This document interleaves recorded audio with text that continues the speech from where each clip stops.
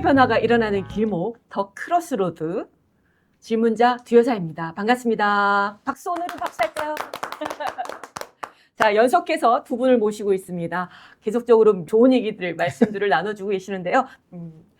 메가 트렌드가 교차하는 지점에서 파생되어질 수 있는 빅마켓을 지금도 얘기를 하고 있고요. 오늘은 그 네 번째 시간입니다.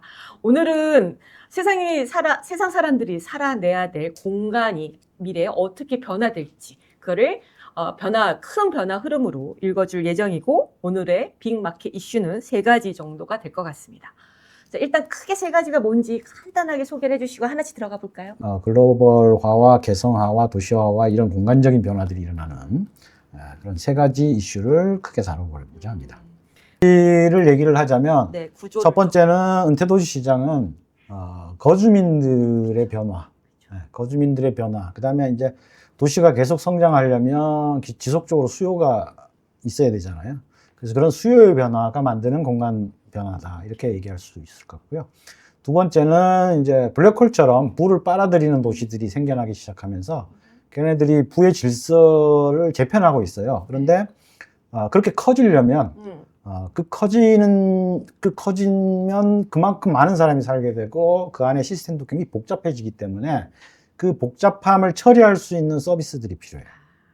말하자면 거대해지는 공간 인프라를 좀 더 잘 구축하기 위한 비즈니스 영역들이 커지고 있는 거죠. 네. 그게 있고요. 세 번째는 우리가 살고 있는 물리적 지구 위에 디지털 인프라가 디지털 행성을 만들고 있는데 걔는 모두를 비슷하게 만드는 특성을 갖고 있습니다. 그런데 인간은 비슷한 거는 익숙한 건 재미가 없어요. 재미없죠. 네. 애플이 성공한 것도 think different, 다르게 생각하라. 네. 그래야 세련되고 혁신적인 이미지를 갖게 되잖아요. 네. 그게 어디서 앞으로 나올 거냐. 헐리우드가 쇠락해 간다라는 얘기가 계속 나오고 있는 이유가 네. 더 이상 컨텐츠가 새롭지 않다, 이런 얘기잖아요. 그러니까 새롭다라고 하는 게 인간 욕망에 비춰봤을 때 굉장히 중요한 동기 요소입니다. 그러면 새로움이 사라진 세상은 지루하겠죠. 네. 그래서 인간은 새로움을 추구하기 마련이고 그 새로움이 로컬에서 오리지널리티를 새롭게 만들어내면서 가능하다. 그게 이제 공간을 변화시키니까 얘는 뭐 메가시티도 그럴 수 있죠. 네. 메가시티도 그럴 수 있는데 조그만 소도시들도 그들만의 독특성으로 글로벌화가 될 수 있는. 그러면 그 소도시의 공간적 변화 같은 것들이 일어나게 되는 거죠. 네. 네. 세 가지 모두 이슈다 재미있을 것 같다고 생각이 드는데, 그럼 오늘 첫 번째로 내용을 할까? 네. 은퇴도시는 크게 두 가지, 그 개념 자체를 보면 두 가지 정도일 것 같아요. 하나는 도시 자체를 일정 연령대 이상으로 이제 구축하는 거죠. 그러면 노인들만 사는 도시라든지. 진짜? 응. 그게 가능성이 있습니다. 그 실제로 구현된 사례들도 있고. 네. 미국에서 제일 빠른 성장을 하는 도시가 은퇴도시. 네. 그 다음에 두 번째는 기존 도시가 나이 든 사람들도 활력 있게 살 수 있도록 공간적인 재배치를 하는, 이렇게 크게 두 가지 정도로 나뉠 수가 있습니다. 첫 번째 사례는 실패 사례 아닙니까? 아니요. 미국 플로리다에 있는 더 빌리지라고 하는 데가 한 10몇 년 전에 생겼어요. 그래서 거기는 처음에는 아마 지금은 50세로 바뀌었나 그랬더니 그때는 55세 이상만 거주할 수 있습니다. 그래서 그들만의 리그들을 만든 거죠. 그래서 그 사람들이 살기 좋은 환경, 그 다음에 이제 거기에 나이가 들면 제일 큰 이슈가 아무래도 아픈 거잖아요. 근데 우리나라 실버타운 만들어서 다 망한 거 아니에요? 우리 실버타운은 그냥 건물 몇 개 지어가지고 의사 상주시키고 이런 개념인데, 여기는 도시 자체를 그렇게 만든 거라 55세 이상이면 그리고 아직도 젊잖아요. 네. 그래서 거기 자료를 보니까 초창기에 인구가 그러니까 15년 전에 인구가 한 9.3만? 최근에 15만. 그래서 미국에서 가장 인구가 많이 있는 도시라고. 그래서 비교적 성공 사례죠. 물론 이제 거기에 대해서 비판들도 존재해요. 그러니까 그 우리나라 실버타운도 마찬가지인데 부자들만 어차피 편하게 산다. 그런 비판은 일부 존재하는데 어쨌든 그런 유형도 있다라는 거예요. 네. 그거를 지금 큰 변화의 흐름으로 해석을 하고 계시는 거잖아요. 그렇죠? 그러니까 그거는 이제 일부고 사실은 보다 보편적인 거는 기존 도시가 공간 재설계를 통해서 네. 은퇴한 사람들이 편하게 살 수 있는 공간으로 재배치되는 이런 변화라고 볼 수가 있죠. 근데 사실 고령화는 전 세계적 이슈이고, 네. 그리고 나서 그 시니어들을 대응하는 시장에 대한 활성화는 사실은 뭐 3, 40년 전부터 나왔던 꾸준하게 얘기고. 나왔던 거죠. 네. 지금 시점에서의 큰 빅마켓으로 생각하시는. 그러니까 워낙 큰 움직임이라 인구 구조가 변하는 거잖아요. 그러니까요. 네, 워낙 큰 거라 네. 일종의 그 도미노를 생각해 보시면 제가 그전에 재밌는 사진 본 게 있는데 도미노 피자 앞에 있는 오토바이가 도미노 현상으로 무너져 있는 배달 오토바이들이 쫙 무너져. 그러니까 인구 구조 변화는 워낙 큰 변화라 그러니까 마치 축들이 변하면 그 위축이 다 바뀌는 것처럼 그렇게 도미노 현상을 일으키잖아요. 그게 이제 도시 공간에까지 왔다. 원래 도시화는 산업화의 산물이잖아요. 노동 인구들이 도시로 몰려드니까. 그리고 노동 인구는 다 젊은 인구들이죠. 그러니까 도시 자체는 젊고 활력 있는 사람들의 비즈니스 네. 공간으로서 성장해 왔고, 그래서 뭐 상업적인 쇼핑몰이라든지 그다음에 이제 뭐 공장이라든지 이런 게 있다가 디지털화되면서 공장들은 외곽으로 나가고 다시 이제 거주지화되는 변화. 그런 변화들인데 어쨌든 젊은 친구들을 위한 공간. 도시 그러면 뭐 차도남 이런 말도 있잖아요. 차가운 뭐 도시 남자. 그 차가운 도시 남자를 60대라고 생각하는 사람은 없잖아요. 근데 이제 60대가 더 많이 살게 되는. 왜 그 도시는 가고 싶지가 않지? 그러니까 이제 우리가 그런 생각을 해볼 수가 있죠. 그러니까 도미노가 그렇게까지 계속해서 와서 지금은 40대 이상, 50대 이상이 도시의 주요 거주자가 되는 상황에서 공간의 변화에까지 이르게 된 거죠. 네. 그러니까 고령화는 앞으로도 계속 진행될 테니까 되면 될수록 또 다른 변화들이 계속해서 나타날 거예요. 그래서 이제 메가 트렌드인 거죠. 이머징 트렌드라면 그 안에서 생긴 새끼인데 네. 메가 트렌드라는 거는 글로벌하게 전 세계적 규모에서 같이 움직이니까 시장도 크고 네. 속도도 상대적으로 느리게 가죠. 근데 이제 여기 공간까지 와가지고 이제는 도시 공간이 그래서 뭐 핵심적인 비유를 좀 하자면 좀만 도와주면 나도 젊은 사람들처럼 살 수 있어. 이게 핵심 개념이다. 여기서 이제 핵심 키워드는 그거죠. 좀만 도와주면. 뭘 도와줄까? 이제 그러니까 고령자가 살기 위해서는 뭐가 더 어떤 걸 도와줘야 되는가? 하다못해 예를 들면 이런 거예요. 그러니까 전 세계적으로 이제 WHO가 지원을 해서 고령 친화 도시 선정들을 하고 있거든요. 뭐 뉴욕 이런 도시들이 신청해가지고 다 고령 친화 도시가 돼 있고 지금 약 한 1,600개 가까운 도시가 고령 친화 도시. 그러니까 요거부터 설명이 좀 필요한데 이제 고령자들이 도시로 몰린다는 얘기잖아요. 그렇죠? 근데 좀 나이 드신 분들이 시골로 간다던가 아니면 인구 소멸지대 나이 부신들이 물론 지금 뭐 의료나 이런 것 때문에 도시로 어쩔 수 없이 역으로 온다라는 얘기들은 계속 반복적으로 듣고 있어서인데 그렇다면 이 시골과 인구 소멸지대는 영원히 그렇죠. 폐쇄 불가한 지역이 되고 계속 도시 중심으로 커간다는 얘기인 거네요. 그렇죠. 오히려 지역 도시를 네. 특화시켜서 네. 거기서 사람이 살만한 조건들을 더 많이 만들어주고 일자리 만들어주고 뭐 여러 가지 삶의 가치들을 부여해서 네. 성장시킬 수는 있겠지만 인구가 많은 지역으로 만드는 건 거의 이제 힘들다 라는 생각이 드네요. 네. 지금 이제 지역 균형 발전 이런 얘기를 많이 하지만 농업 인구를 다시 늘릴 수는 없잖아요. 이제 뭐 AI의 발전이 결국 로봇과 결합하게 되면 농사도 이제 로봇이 짓게 될 가능성이 높아지는데 네. 그쪽 인구를 늘린다. 네, 그거는 아마 힘들 거라고 봅니다. 네. 네. 그리고 이제 무엇보다도 제가 이제 고령화와 도시화의 결합이라고 했는데 네. 메가트렌드가 네. 고령화는 뭐 다들 잘 알고 계신 부분들이고 도시화의 여러 측면이 있는데 그 중에 하나가 도시 성장에는 기본적으로 인구가 있어야 돼요. 그렇죠. 그 다음에 부를 만들어질 수요가 생겨야 돼. 근데 고령화되는 추세 속에서 고령자를 거기서 배제하면 도시가 성장을 못 해요. 이미 그게 필연적인 조건이 됐습니다. 그러니까 개인이 어떤 가치를 지향하는가 이전에 도시 자체가 성장하려면 지금 도시적 수요를 만들지 않고는 불가능해졌죠. 그러니까 도시가 자생하고 성장하기 위해서 스스로 고령자를 품어야 되는 데까지 왔다. 이렇게 보시면 될 것 같습니다. 고령자들이 도시를 선택해서 인구가 는다라기보다는 이제 품어야 되는 도시 아니, 두 어쩌성의 가지가 이제, 숙명이 있는 거네. 두 가지가 같이 있는 거죠. 예를 들어서 뭐 15분 시티 이런 말들이 있잖아요. 네.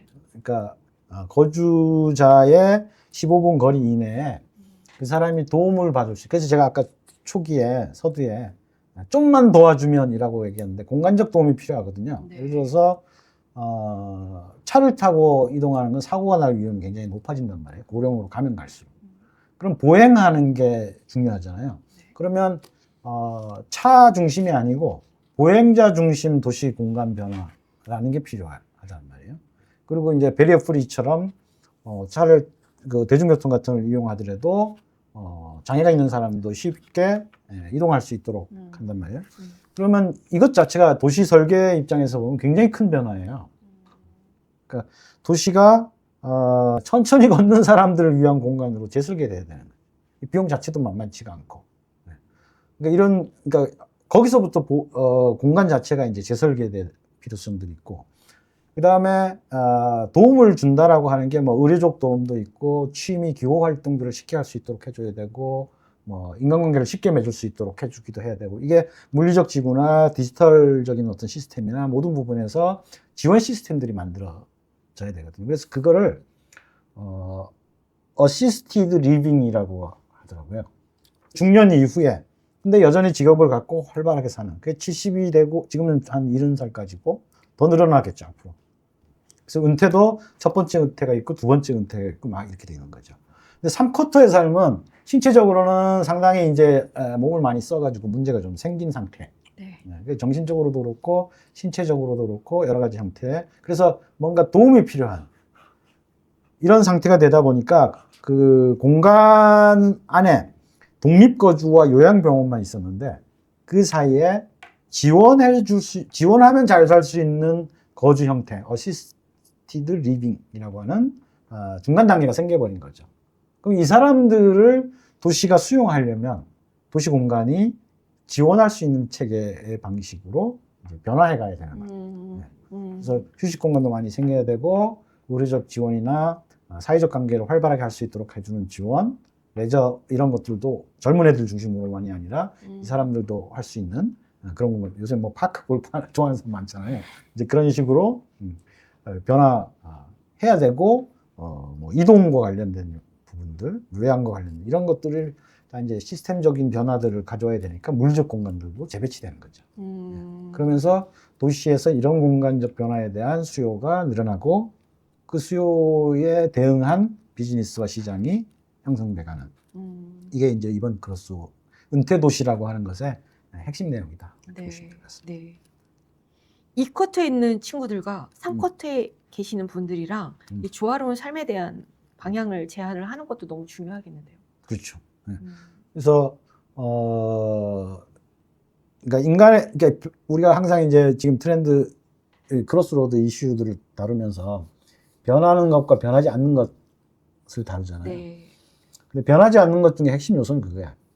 누구나 맨날 탄수화물 먹어도 결국 늙는다라는 거예요. 네. 그러니까 늙는 과정이 고령화로 인해서 늙는 과정이 길어지고 네.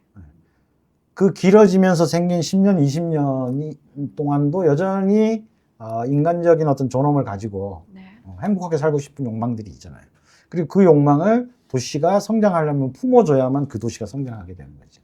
그래서 아까 얘기했던 그 고령 친화 도시가 그런 사람들이 살 수 있는 도시가 되려면 어떤 기준을 지켜야 되느냐를 WHO가 이제 제시를 한 거고, 그거를 수용하겠다고 한 도시가 전 세계적으로 지금 한 1600개 정도 돼요. 뉴욕을 포함해서. 네. 그리고 통계를 보면 그 도시에 살고 있는 인구가 약 3.5억 명이야 벌써. 그 합쳐서. 그렇죠. 네. 그러니까 이미 이제 시장이 어느 정도 있는 상황이고, 이거는 특히 이제 저희가 소개한 메가 트렌드 중에 하나가 메이저 아시아잖아요. 네. 그 아시아 쪽으로 이제 넘어오는데 아시아 쪽에 지금 전 세계 뭐 1000만 이상 도시가 뭐 지금 한 60개 뭐 이렇게 40개인가 60개인가 이렇게 커지고 있는데 대부분 아시아거든요. 그리고 아시아의 소득이 성장하면서 아시아 도시들은 여전히 젊은 애들 중심이지만 중국의 고령화 추이에서 알 수 있듯이 이 아시아 쪽 도시들 안에서도 이런 그 고령자들의 비중이 계속 늘어나고 있거든요. 그러니까 앞으로의 시장의 성장 가능성은 굉장히 크다 이렇게 볼 수 있겠죠. 도시가 젊은 친구를 위한 더 젊은 애 친화적으로 해야지만 물론 수요 관점에서는 어쩔 수가 없기는 하겠죠. 어쩔 수 없는 방향이라고 봐야 되는 거죠. 그렇죠.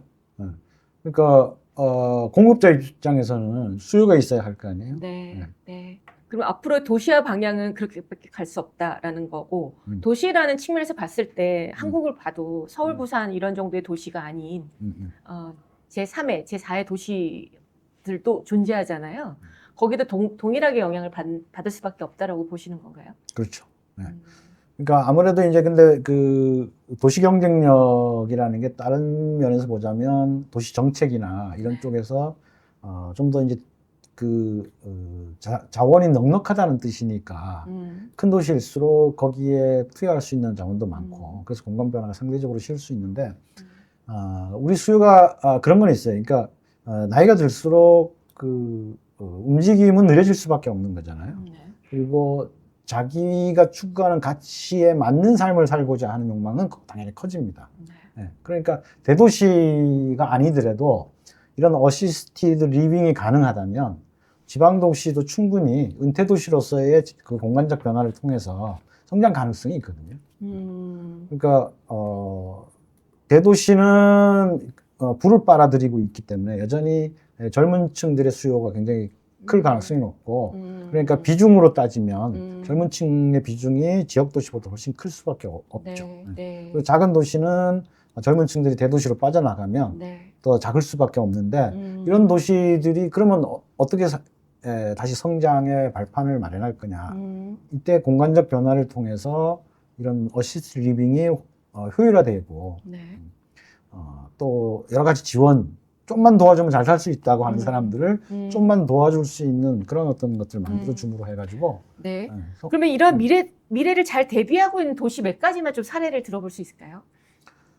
치앙마이는 어떤 식이냐면 유럽의 은퇴자들을 위한 고급형 리조트를 지어가지고 그 사람들을 유치하는 거예요. 그러니까 이제 지역 성장 방안의 하나긴 한데 그럼 치앙마이 전체가 은퇴 도시로서의 공간적 변화를 꿈꾸냐면 그건 아니고 살기 좋은 지역에서 은퇴자들이 모이는 거죠. 은퇴자들이 그리고 여기 은퇴자들은 좀만 도와주면 뭐 이런 개념이라기보다 돈은 있고 이제는 그냥 넉넉하게 레저나 이런 거나 하면서 휴양하면서 놀고 싶다, 살고 싶다 이런 분들을 위한 걸 만들고 있고 그런 개념이고 굉장히 이제 지금 제가 얘기하려는 은퇴 도시의 외곽 부분에 있는 거죠. 그러니까 은퇴자 전용 리조트나 휴양시설을 만드는 형태고 지금 우리 이쪽에서 얘기하는 은퇴 도시는 기존 도시가 그러니까 지속적인 성장을 위해서 왜냐하면 인구 구조가 다시 이 모래시계형으로 바뀔 가능성 혹은 피라미드형으로 바뀔 가능성은 없습니다.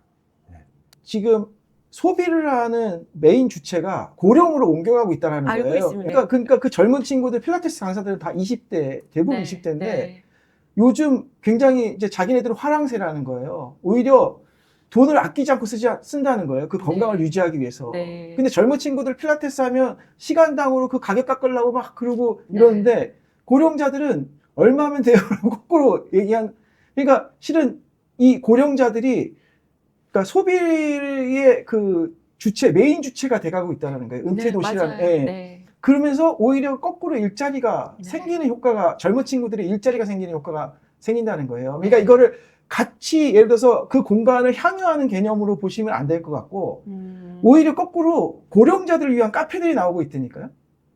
그러니까 무슨 얘기냐면 고령자들은 몸에 좋은 거 비싸도 먹겠다는 거예요. 싼 거 뭐 달걀구리 이런 게 아니라 좀 맛이 괜찮고 다 당뇨라. 네.